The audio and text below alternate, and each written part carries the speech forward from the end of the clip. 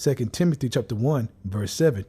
For Yahweh Shem Yahushai have not given us the spirit of fear, but of power and of love and of a sound mind. I want to give our praises to Yahweh, Bahashem, Yahushai, Bahashem, Rakah, Kudash. Forgive me the spirit to do this lesson.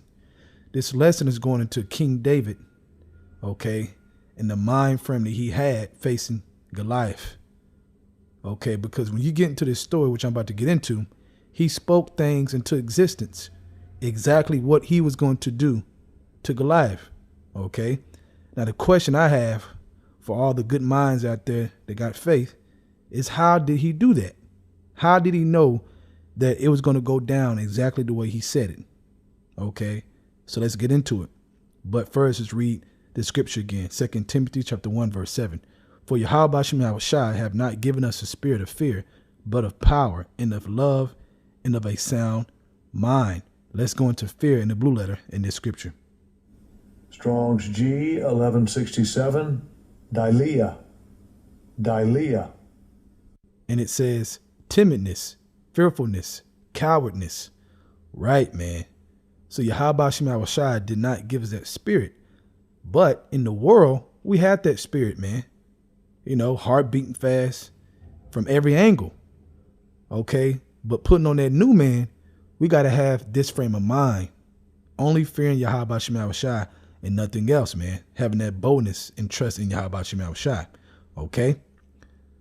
So from there, let's go to 1 Samuel chapter 17, starting at verse 32. The story starts before this, but I want to get into the point.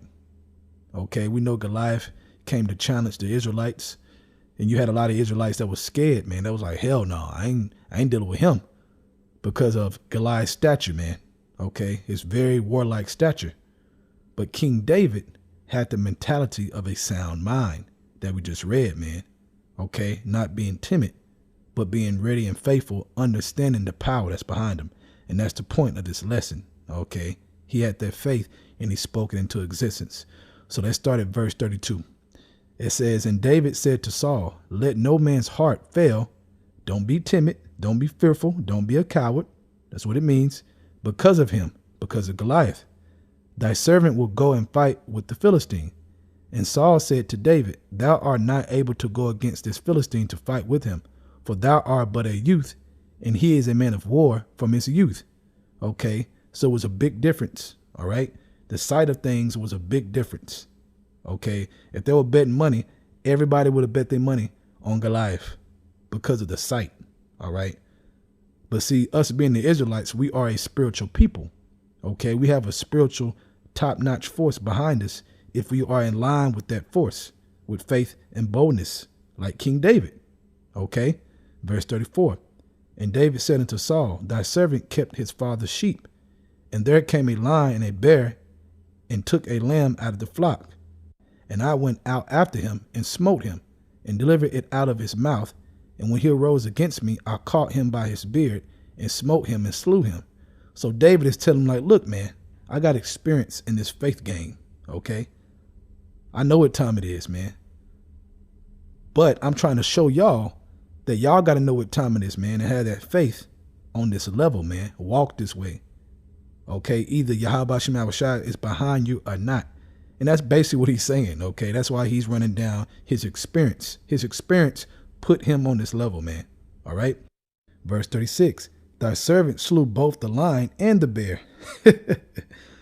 And this uncircumcised Philistine shall be as one of them. So now David is speaking it in existence, what he's about to do. But before that, he was speaking on his experience with trusting in Yahweh Shem Yahushai. His experience on faith. See, we are supposed to apply this attitude like King David, man, being the house of David. Okay. And number one, Yahushua had this attitude, man, this spirit. Okay. He was teaching faith big time, man. So it says, and this uncircumcised Philistine shall be as one of them, seeing he have defied the armies of the living power. David said, moreover, the Lord that delivered me out of the paw of the lion and out of the paw of the bear, he will deliver me out of the hand of this Philistine. And Saul said unto David, go, and the Lord be with you.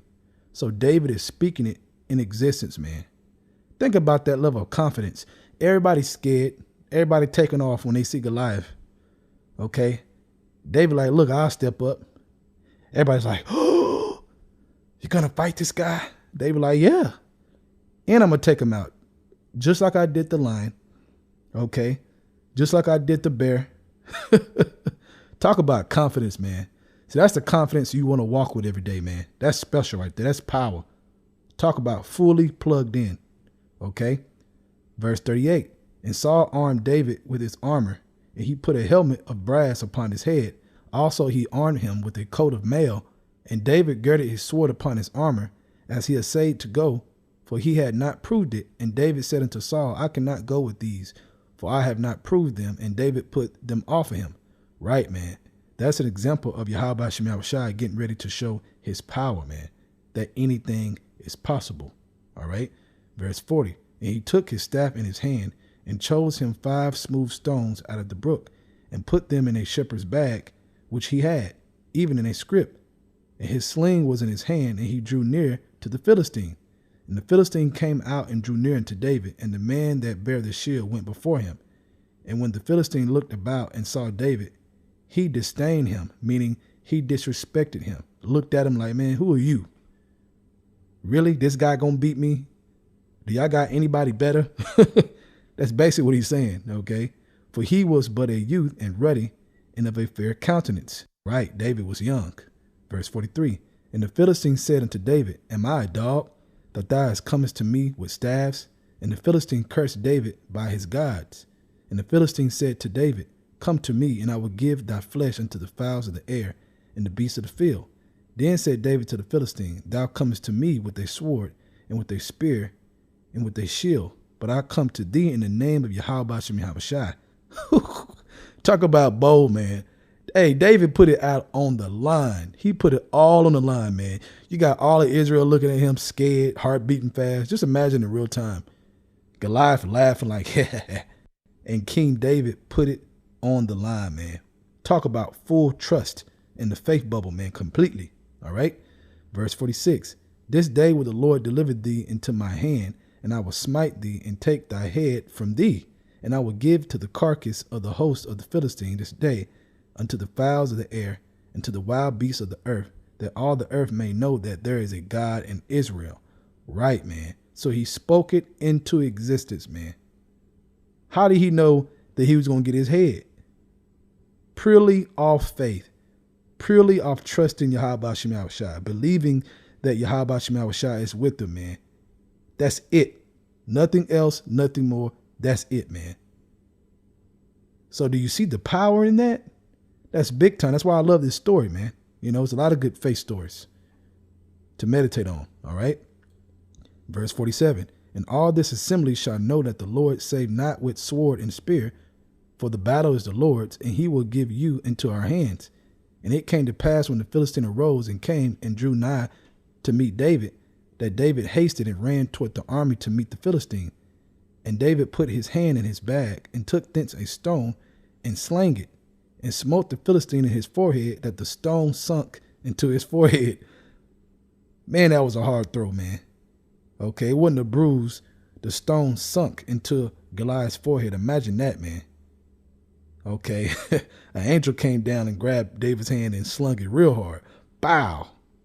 And an angel can do that for you, man, through the spirit of Yahweh Shem Yahushua in whatever situation. And you got to believe like King David believed. Okay, and watch the miracle, man. Watch the action. All right.